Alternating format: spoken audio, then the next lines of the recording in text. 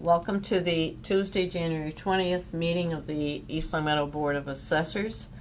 LCAT is recording this meeting, and we are taping this meeting for purposes of our minutes, and it doesn't appear as though anyone else is videotaping the meeting. First item on the agenda is to review the minutes from the meeting of January 6th. Mr. Johnson. Yeah, I find the minutes for both the open session and the executive session to be in order in form and content, and recommend that they be approved. Second that. Any discussion? Nope. All those in favor of accepting the minutes of January 6, 2015? Aye. Aye. Okay. The second item on the agenda is to review the LA3 sales report for the month of December. Everything that transpired in the month of December as far as sales activity. I don't imagine it was it very busy that month? There was a good amount. We had some that were private sales, a couple bank sales, one foreclosure.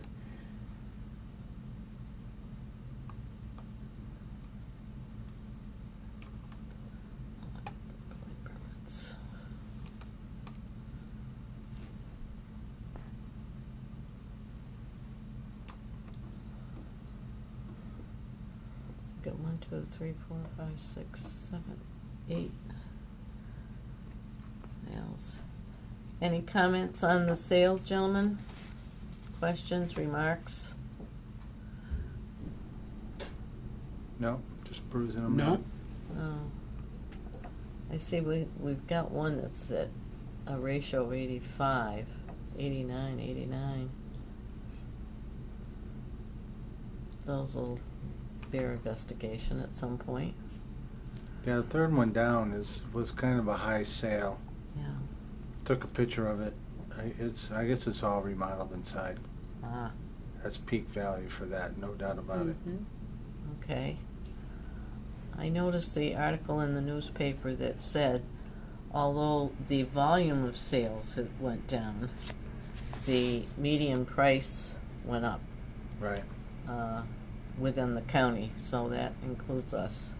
Yep. We're up 4% in our county, I think. Yeah. All right, it's so noted that we have reviewed and looked at the sales report for the month of December 2014. Next item on the agenda is to review the building permits that were issued in the month of December 2014. Once again, we're getting generators and solar. That, I gotta make a note. I gotta look into the solar. Are you? Not for myself, but Oh. all these are happening. There's gotta be. Yeah. Now, if you remember, I don't know if you remember the last report, but the fourth one from the bottom, Mm-hmm. Yeah. the last one, there were 4 on that same street. Mm-hmm. So someone I think what must happens. offering a deal for the Yes. whole street. Well, I know that one of my neighbors had a sign up for Go Solar, but he never went through. I haven't had an opportunity in the cold weather to chat with him about it. Yeah, we gotta find that out. Well, when the But- building permit does come out, it does show what their rate will be locked into for the X amount of years. So they're locking in on a price per mega kilowatt. Yeah. I'm not sure. What they, yeah, And- maybe it depends on the location of the home. And I think it also depends on the size of the home also. Yeah. That street's has all small homes. Yes, it does. You're right. That So, but particular they one. must have offered, just curious, I gotta But track that the down. prices vary so much. That's the also. lowest price that we've had Yeah, right there. because we have one for 13,000. There's another one for 17,850. And 25, they were all around 25,000 the last time. Yes, they were very high last time. And an interesting fact that I did have Linda, who does our building permits, to pull a report of the amount of solars projects. And in 2012, we had 8 solar projects. 2013, we had 7. And in 2014, we have 48. That's a big difference. That's See? a big difference. That's a big jump. They Any do other- offer you something. You know, if anyone was offered on his street, he didn't believe it, so he didn't do it. Mm-hmm. They offer the world. Did you get, my email on the, Properties on Meadowbrook and Summers? no, on the annual report? Yes, I did. Oh, okay. And it should be updated. Okay, this isn't updated, but, we. Oh, I have updated, I have it in hard copy. Okay. Updated, yes.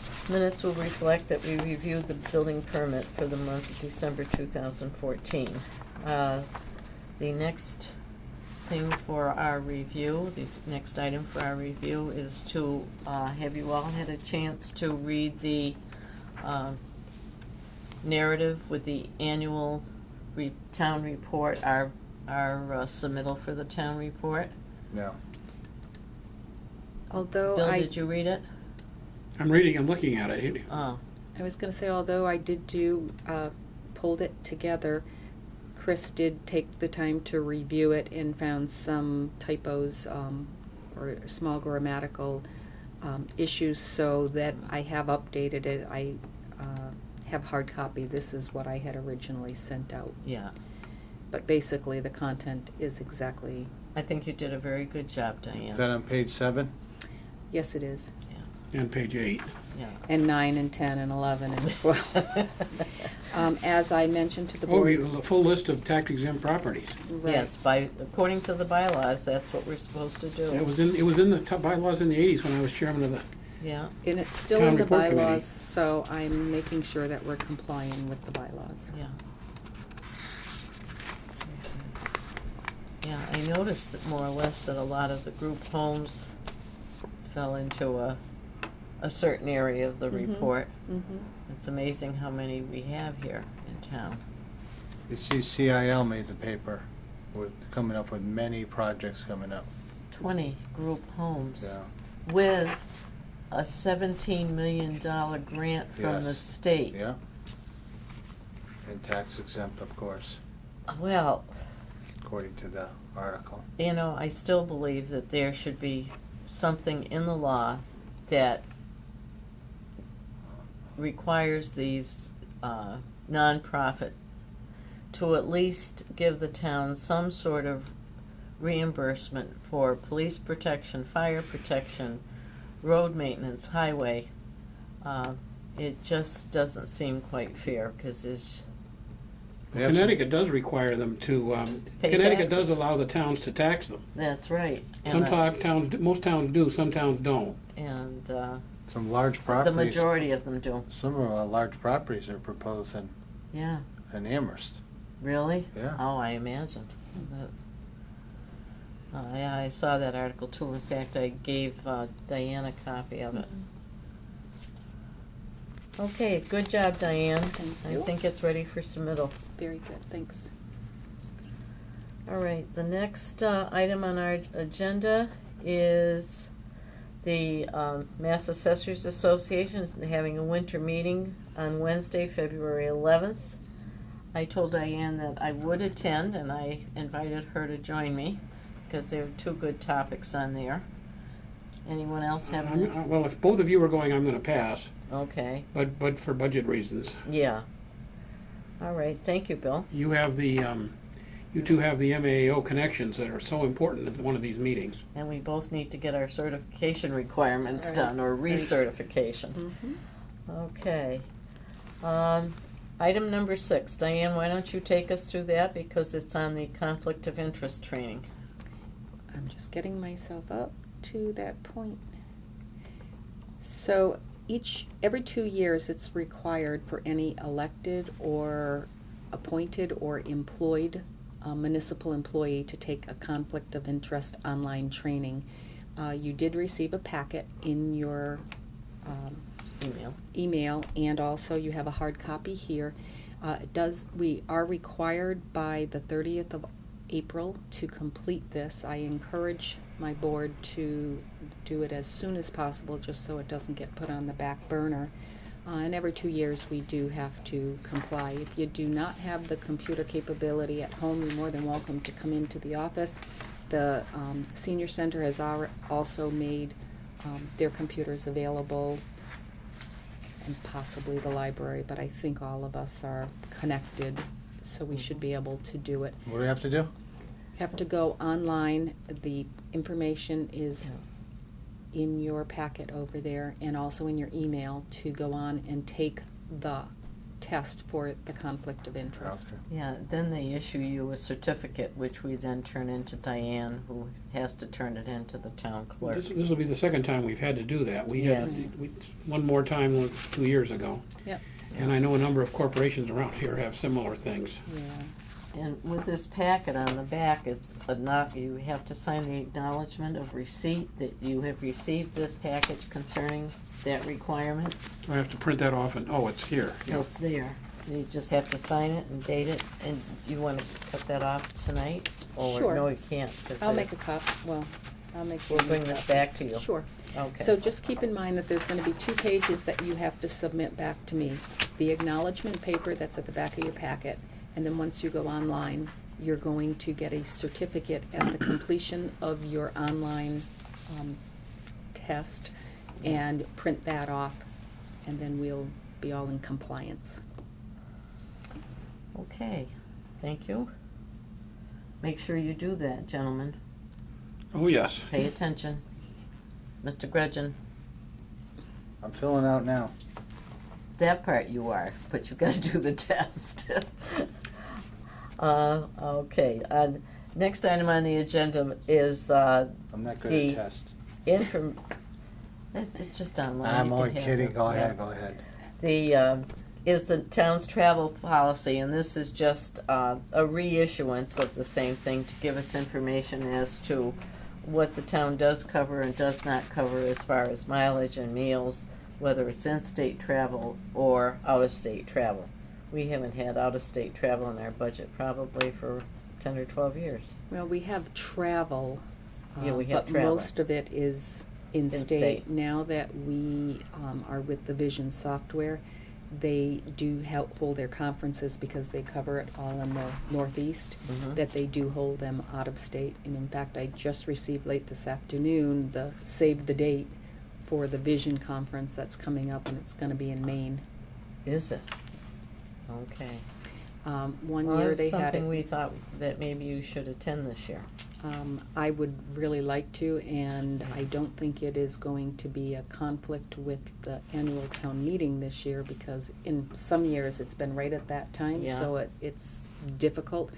But I have been to some of those before, and it's very beneficial with what they provide and the extra things that you learn with your Vision software. Absolutely.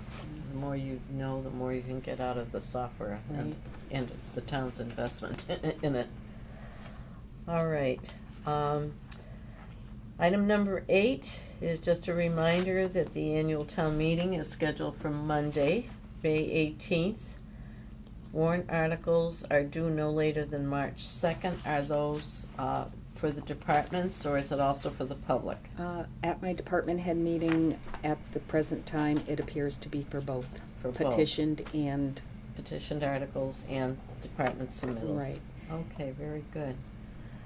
Okay, on to correspondence. And we have, is that a separate folder, Diane? it Yes, it is. is. Yeah, I thought so.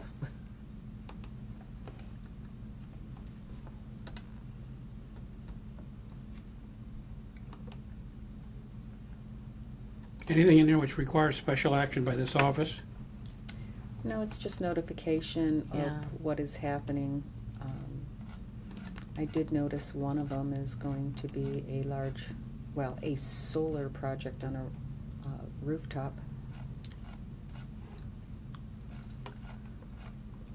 What about the first one? Because that's a residential property to being changed over, isn't it? Well, actually, it's a commercial property that had a residential property on it.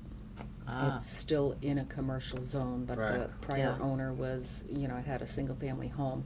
That okay. single-family home has been purchased and basically gutted, and it's going to be used for storage and possible office space. I think Right, that's so a it does- split level. It does affect us then. Well, it does affect us, but we're on top of that. We've already been Yeah. out to that house based on the sale and. I'm thinking there'll be new building permits as well. That had the lot that we had trouble with. There was 2 parcels associated with that, and if I'm not mistaken, the vacant lot is in the In front front of it. of the house. I Yeah. wonder if they're doing anything with that.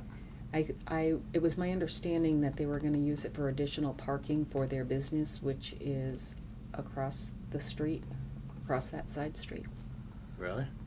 Across the street? Mm-hmm.